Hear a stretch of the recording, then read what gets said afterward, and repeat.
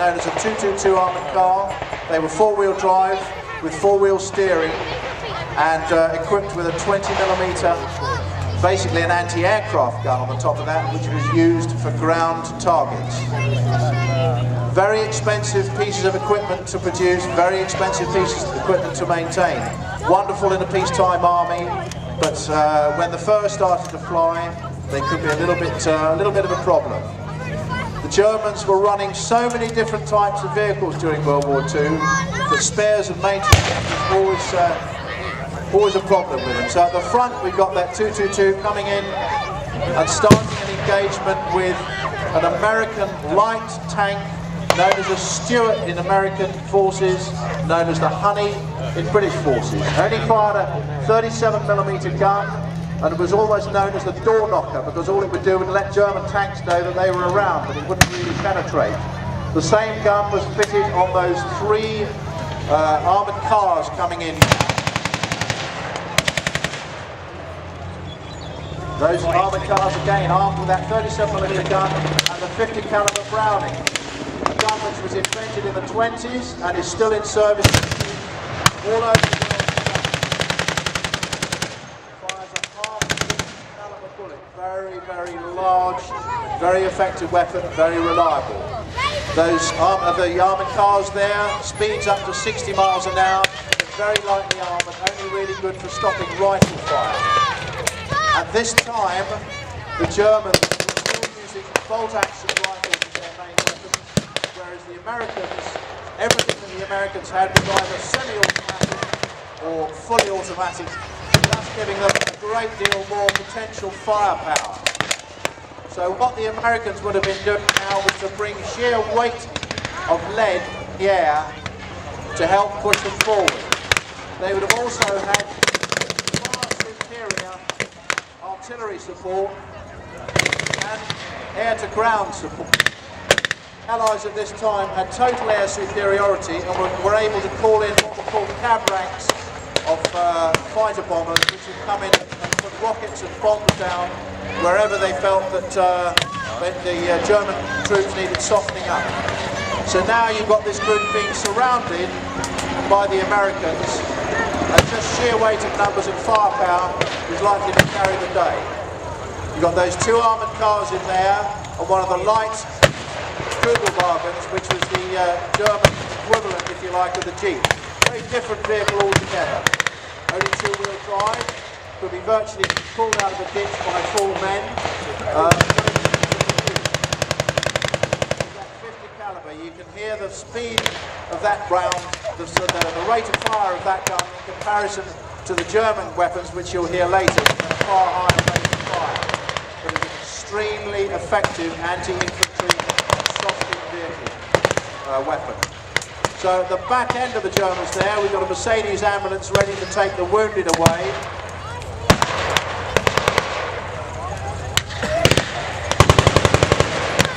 And the Germans are on the retreat. At this point, they would have been calling for support.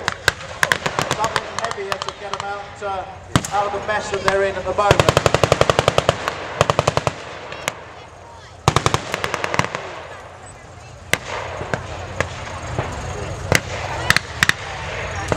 And it's pretty much gamed up for that particular bunch of German soldiers. Huge amounts of fuel being dragged across the channel now to feed these tanks and armoured vehicles, where the Germans were, all their support systems were being bombed, rocketed, and to some extent being damaged by Maquis and French locals blowing up railway lines and so on and so forth, making life harder and harder for the Germans to actually get the support that they needed.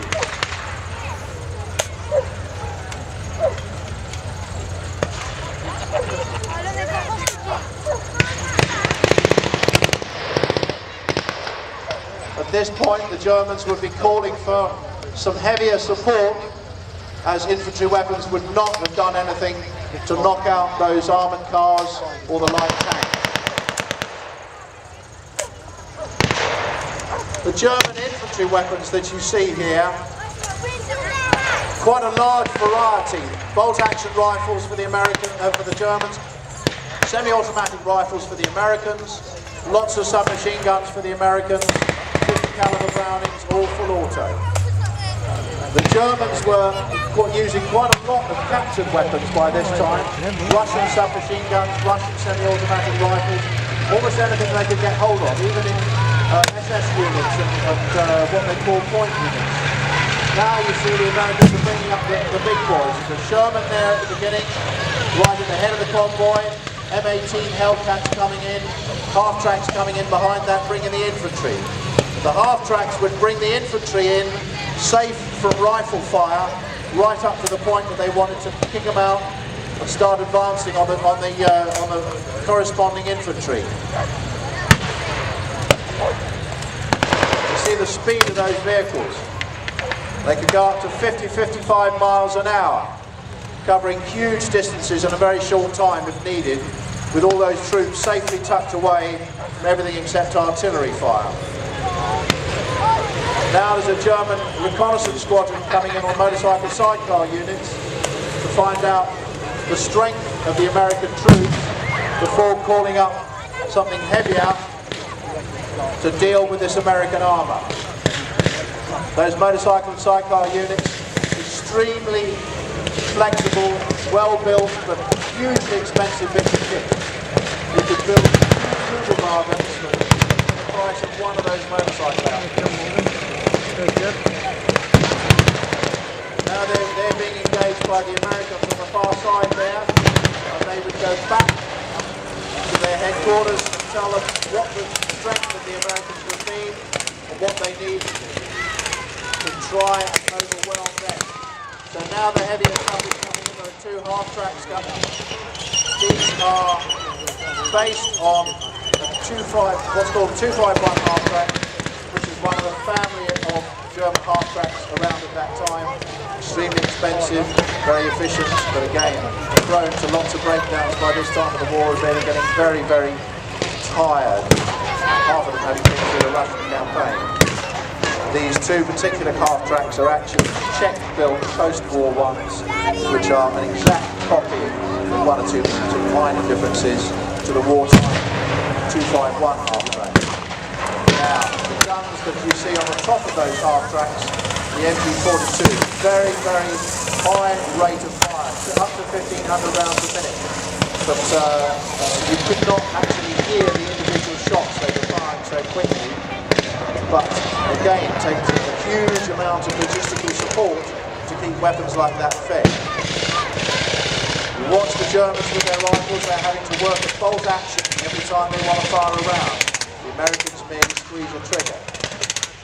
So now one of the American armoured cars has been knocked out by the Tiger, and here comes the Tiger down the end. Now, the Tiger was something that by this time most of the Allied troops had a thing called Tiger fever. They thought that the Tiger was completely invulnerable and could not be beaten by anything the Allies could put into the field, which is almost true. The problem was that the Tiger was extremely unreliable mechanically, and in some ways was better as a defence gun because they were forever making gearbox repairs and engine repairs on them.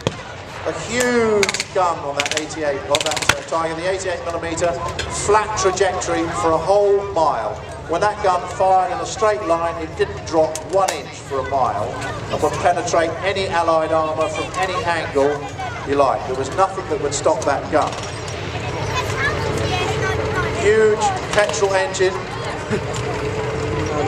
and this particular vehicle is done up as a life standard divisional SS division Tiger. Now, you'll notice along painted around the whole vehicle is this paste-like stuff, which is called zimmering. This is anti-magnetic paste, which would prevent magnetic bombs being attached to the side of a tank and exploding it. And that rough surface that you see there was painted on most German tanks of that period. Behind that comes the Sturm. This is a self-propelled gun.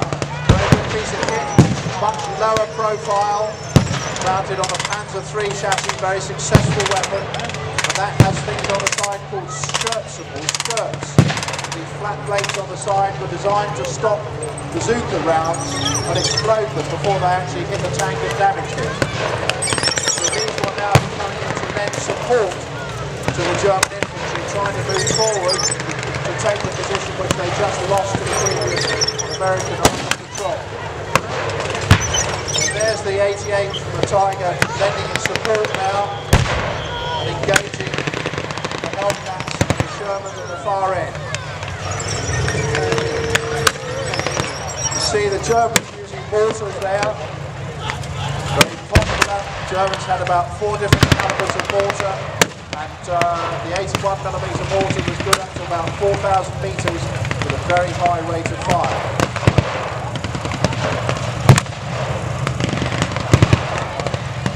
Now the American armour is flanking, going round the outside of those German troops and starting to encircle them. Remember again, at this point, the Americans were able to call on huge amounts of aerial support and artillery support before they even moved their infantry forward. Okay, the 88 lending its weight there. Now the Germans starting to fall back.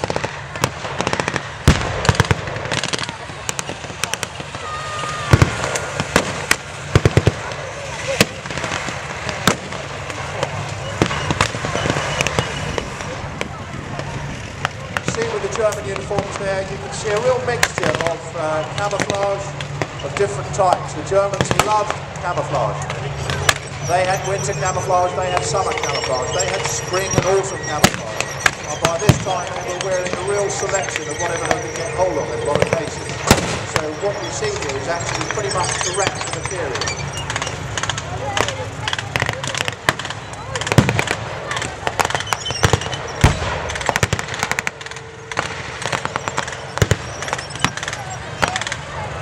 German anti-tank gun there, Pack 40, take out most Allied tanks. They've got a free for it. Right, still lending support there.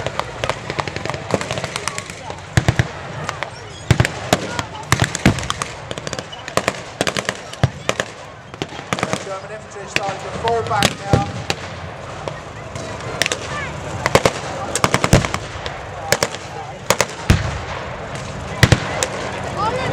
Tiger once more lending support, but I think the sheer weight of arms is going to carry the day.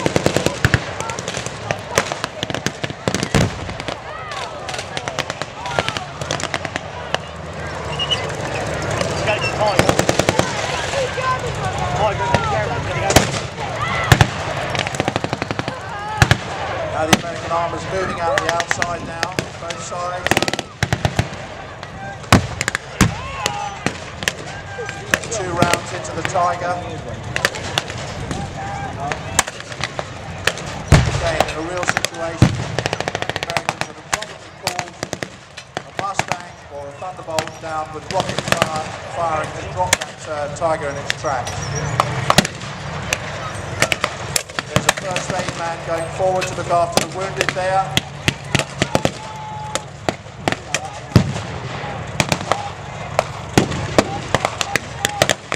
Dragging the wounded guy out, they take him back quickly.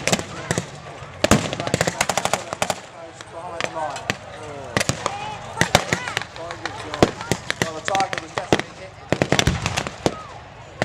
Yeah, that last volley from the Tiger. The Tiger's firing now, 50 steps out of the go.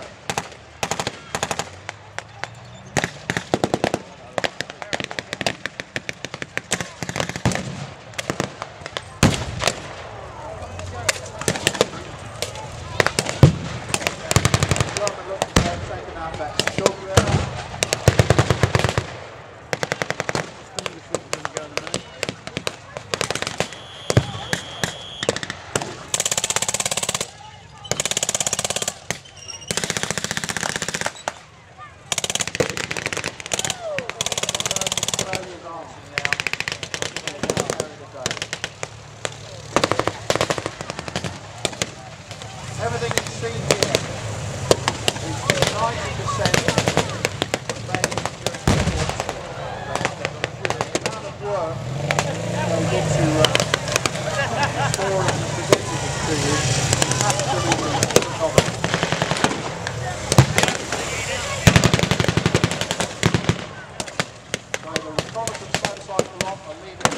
would be the end of their job. They've done their part in the battle. They're moving back to find the next lot of Americans.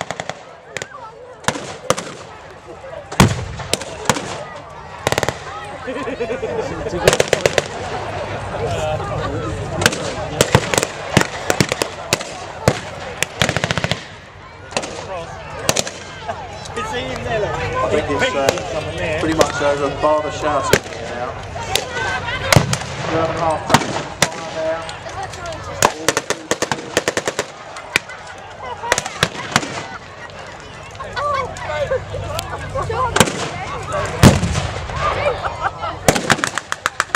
And that M18 Hellcat is getting a last barrage there from the other side of the arena.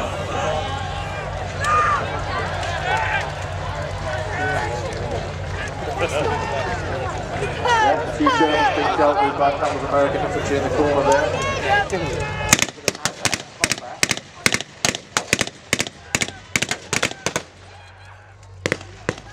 American tanks moving forward there.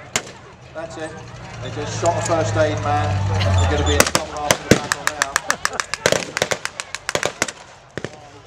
Well, I think he was carrying a pistol, so maybe that's allowed, I don't know.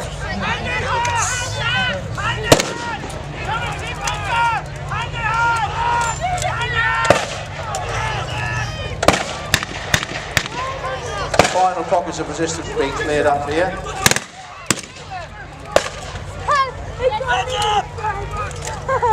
You see on the Tiger tank and on the Stug there's a huge amount of foliage there. This is one thing that the Germans were actually masters at. They would cover their vehicles and everything that they could cut off from the bushes, and when they became stationary they were literally almost invisible. But most important, they couldn't be seen from the air, and that's where the Allies had this incredible superiority. There would be aeroplanes flying overhead looking for any kind of target. Okay, I can see some hands up here.